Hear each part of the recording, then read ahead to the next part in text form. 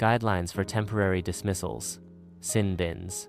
Introduction, temporary dismissals, sin bins. For all or some cautionable, YC. Offenses are an option in youth, veterans, disability, and grassroots football competitions, subject to the approval of the competition's national FA, confederation, or FIFA, whichever is appropriate. The 138th Annual General Meeting of the IFAB approved a revised version of the Guidelines for Temporary Dismissals, sin bins. Reference to temporary dismissals is found in Law 5, the Referee 5. 3 powers and duties. Disciplinary action. The referee has the power to show yellow or red cards and, where competition rules permit, temporarily dismiss a player from entering the field of play at the start of the match until after the match has ended, including during the halftime interval, extra time, and penalties. Penalty shootout.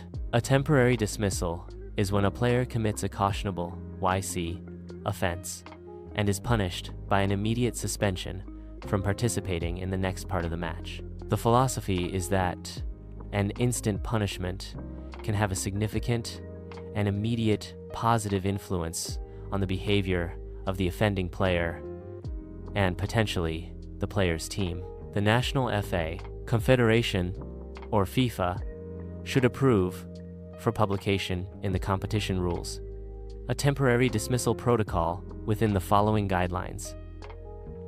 28. Players only. Temporary dismissals apply to all players, including goalkeepers, but not to cautionable YC offenses committed by a substitute or substituted player. Referee's signal. The referee will indicate a temporary dismissal by showing a yellow card and then clearly pointing with both arms to the temporary dismissal area, usually the player's technical area. Temporary dismissal period. The length of the temporary dismissal is the same for all offenses. The length of the temporary dismissal should be 15% of the total playing time, e.g., 10 minutes in a 90-minute match, 8 minutes in an 80-minute match. The temporary dismissal period begins when play restarts, after the player has left the field of play. The referee should include in the frumbling, the Bees win the Blash in 20 from, temporary dismissal period any time lost for a stoppage for which additional time will be allowed at the end of the half, e.g. substitution, injury, goal celebration, etc. Competitions must decide who will help the referee time the dismissal period.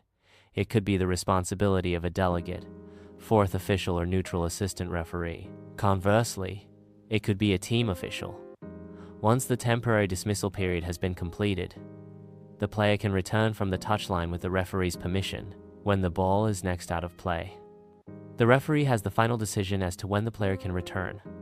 A temporarily dismissed player can only be substituted after the temporary dismissal period has ended, and only if the team has not used all its permitted substitutes or substitution opportunities, if applicable. If a temporary dismissal period has not been completed at the end of the first half, the remaining period is served from the start of the second half. This also applies in extra time. If a temporary dismissal period has not been completed at the end of the second half, when extra time is to be played, the remaining period is served from the start of extra time.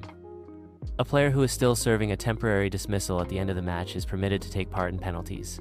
Penalty shootout. As temporary dismissals are not used during penalties. Penalty shootout. Temporary dismissal area.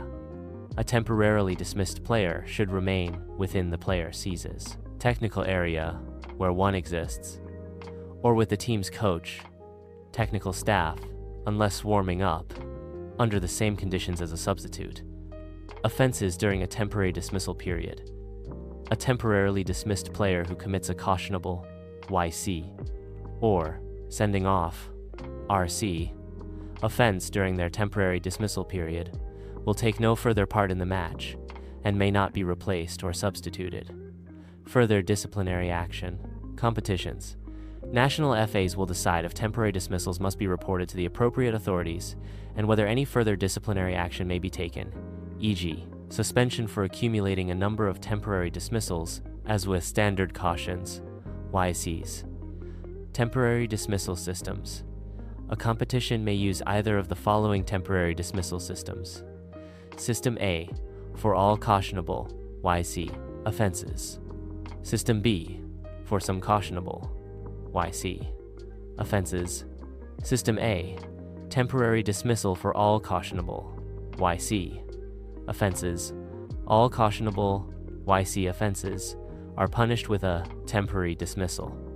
A player who receives a second caution YC in the same match will serve a second temporary dismissal period and then take no further part in the match, may be replaced by a substitute at the end of the second temporary dismissal period if the player's team has not used its maximum number of substitutes and/or substitution opportunities, if applicable.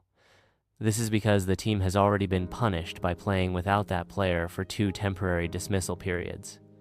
30 System B, temporary dismissal for some cautionable YC offenses. A predefined list of cautionable YC offenses will be punished by a temporary dismissal. All other cautionable YC offenses are punished with a yellow card, but no temporary dismissal. A player who receives 2 cautions YCs in the same match is sent off 1C. Even if one caution is, both cautions are for a temporary dismissal offense. Some competitions may find it valuable to use temporary dismissals only for offenses relating to inappropriate behavior, e.g., simulation, deliberately delaying the opposing team's restart of the match, dissent or verbal comments or gestures, stopping or interfering with a promising attack by holding, pulling, pushing, or deliberate handball, kicker illegally feinting at a penalty kick.